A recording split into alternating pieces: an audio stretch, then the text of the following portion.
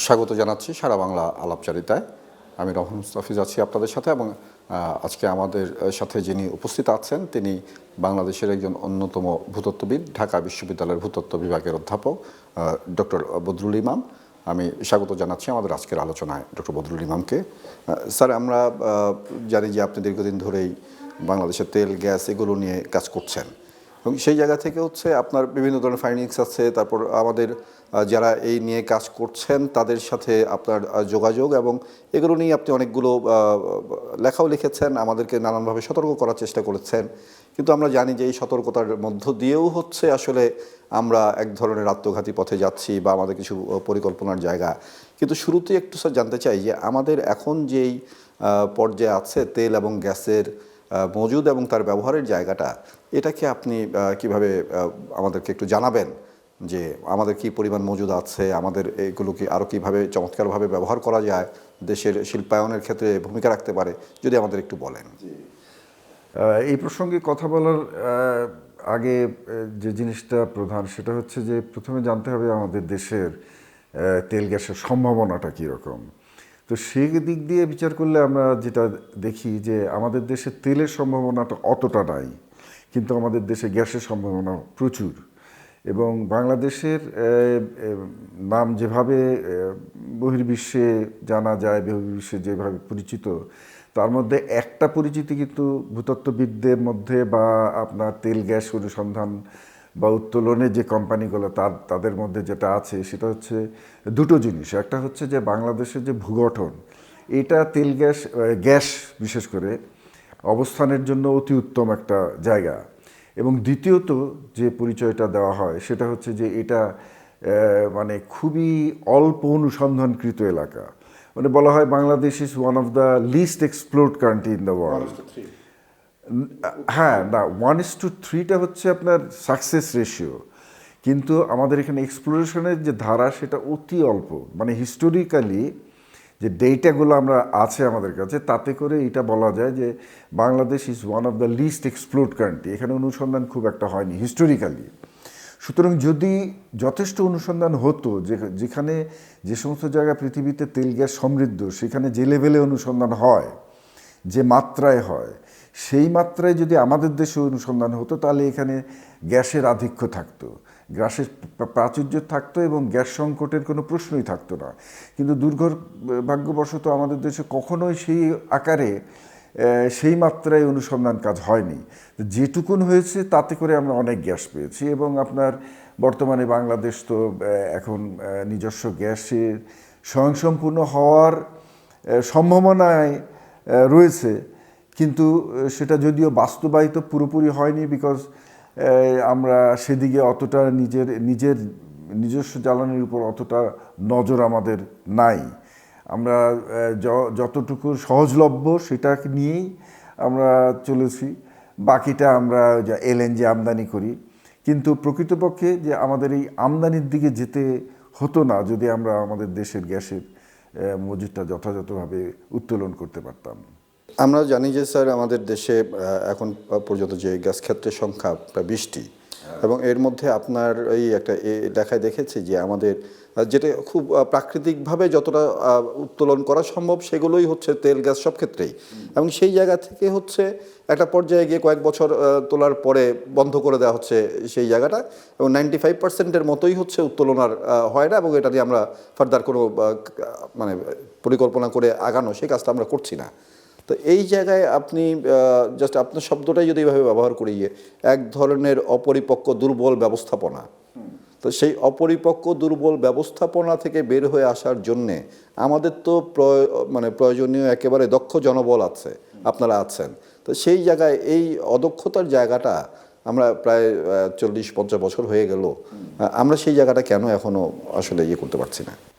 দেখুন, দক্ষতাটা তো একদিনে গড়ে উঠবে না। এটা আপনার একটা অভিজ্ঞ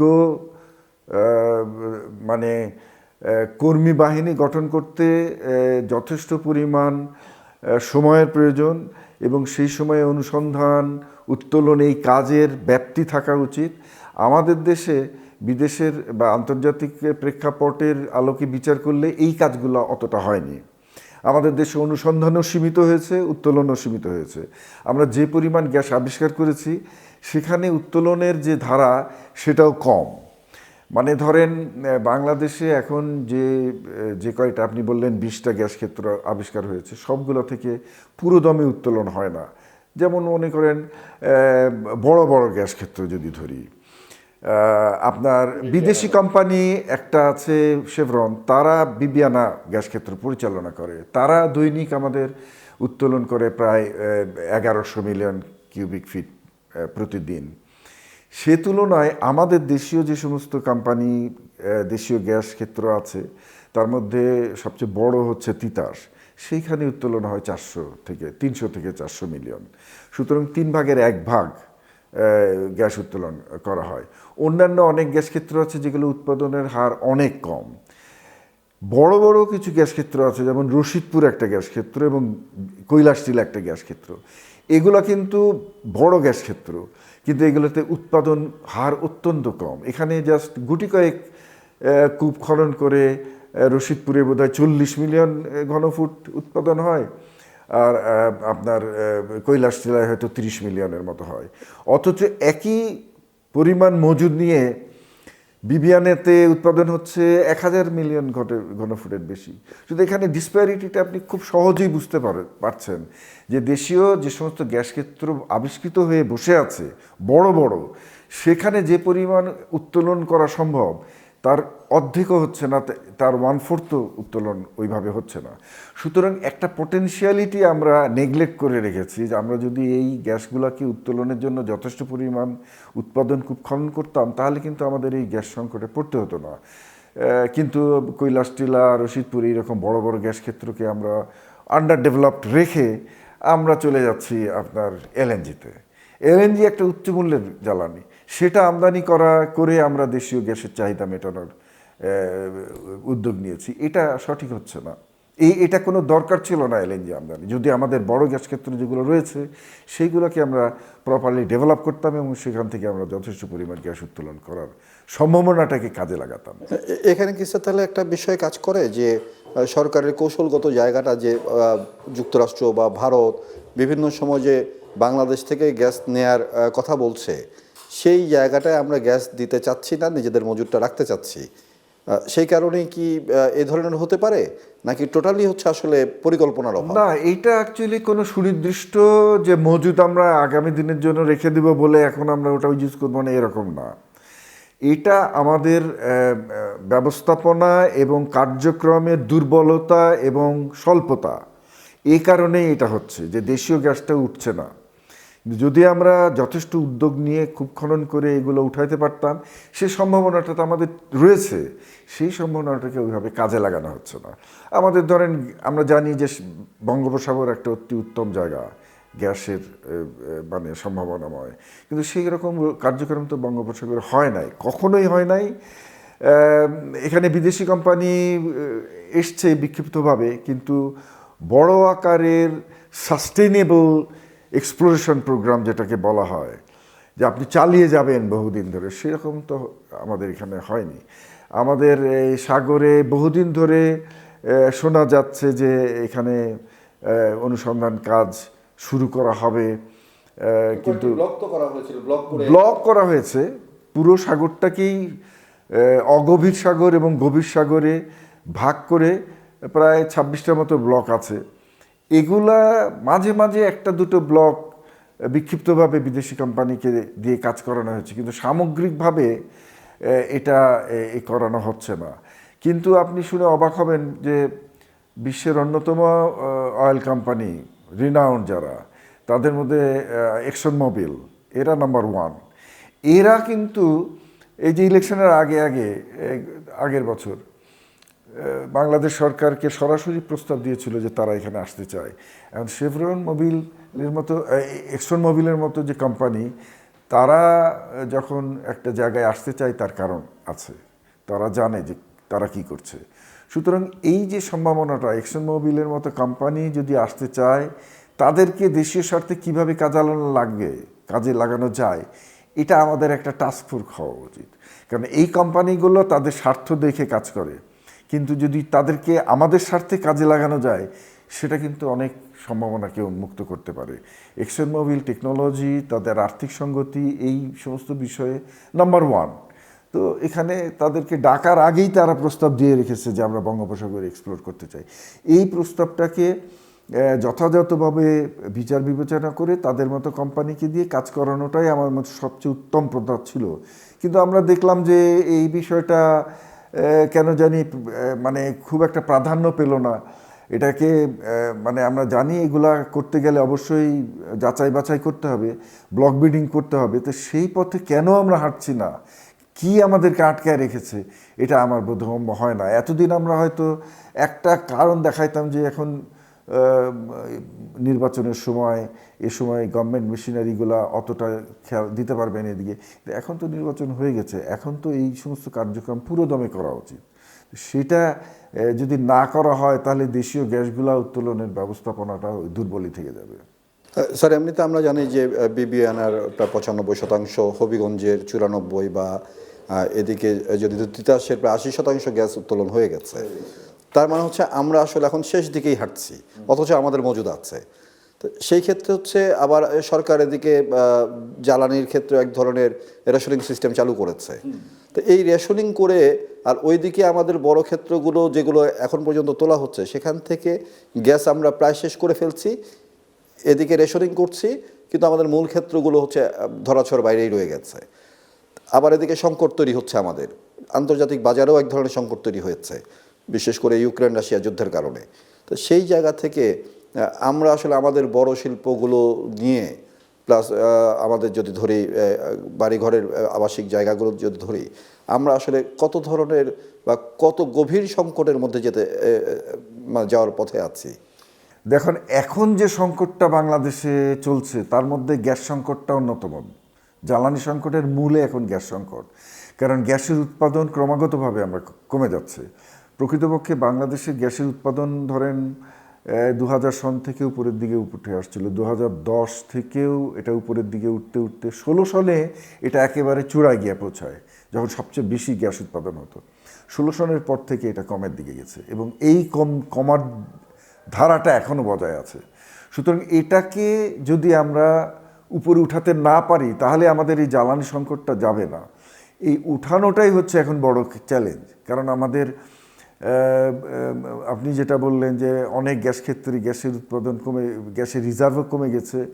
কোনো গ্যাস ক্ষেত্রগুলো রিজার্ভ আছে কিন্তু সেখানে আমরা যাচ্ছি না, ওইভাবে যাচ্ছি না।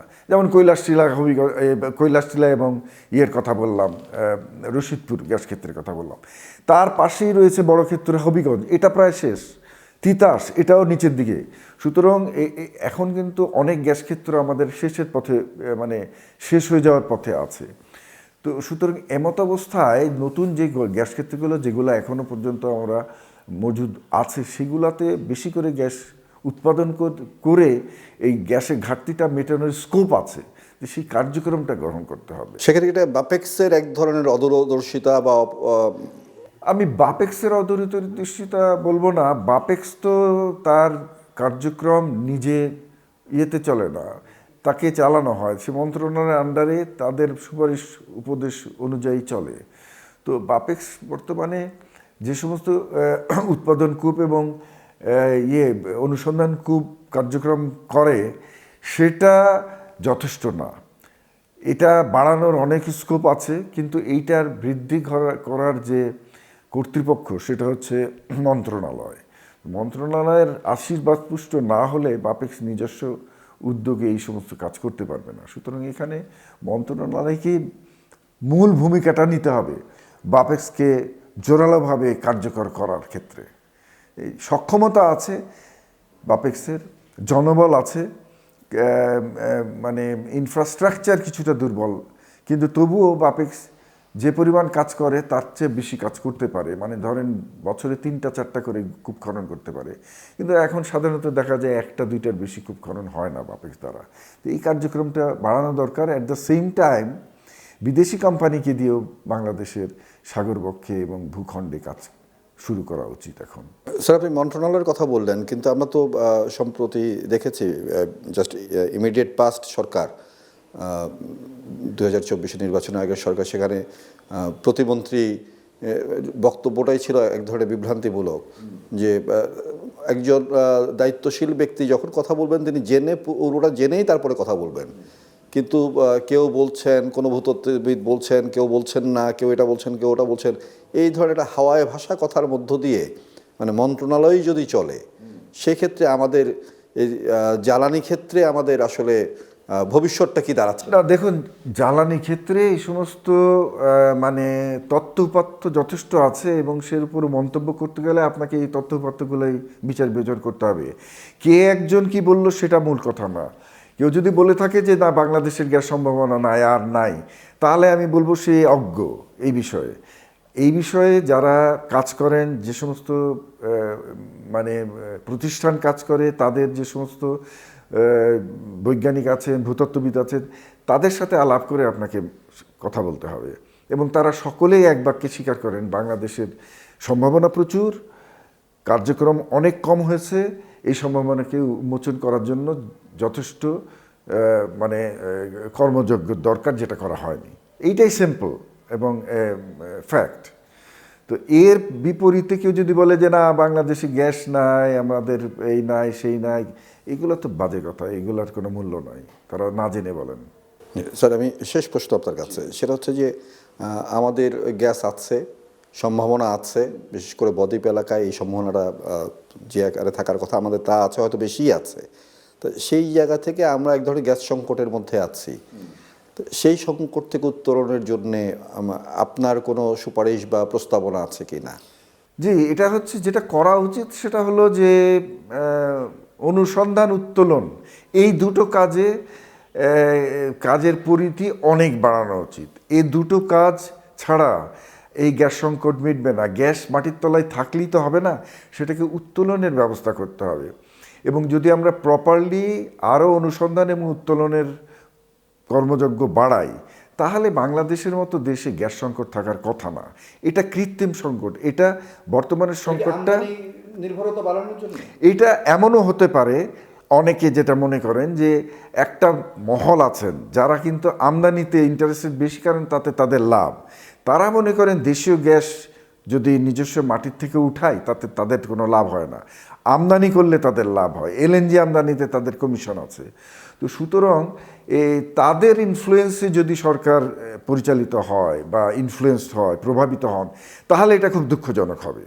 সরকারের উচিত হবে দেশের ভূতত্ত্ববিদ, বৈজ্ঞানিক মহল যারা আছে, যে সমস্ত প্রতিষ্ঠান আছে, তাদের যে মানে কর্মী বাহিনী আছে, তাদের সাথে পরামর্শ করে তাদের পরামর্শটাই গ্রহণ করা উচিত।